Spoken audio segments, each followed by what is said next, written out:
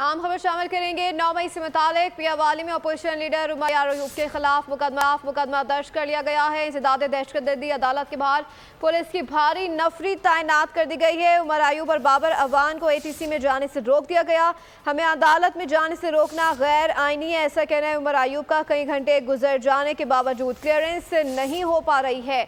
Update कर रहे हैं 9 मई से मुतालिक मियावाली में अपोजिशन लीडर उमर अयूब के खिलाफ मुकदमा दर्ज। सरगोदा में इंसदाद दहशतगर्दी अदालत के बाहर पुलिस की भारी नफरी तैनात कर दी गई है। उमर अयूब और बाबर अवान को ATC में जाने से रोक दिया गया है।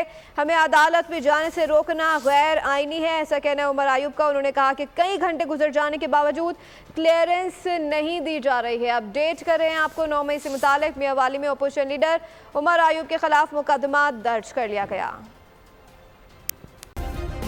सब्सक्राइब करें और बेल दबाएं ताकि कोई खबर रह न जाए।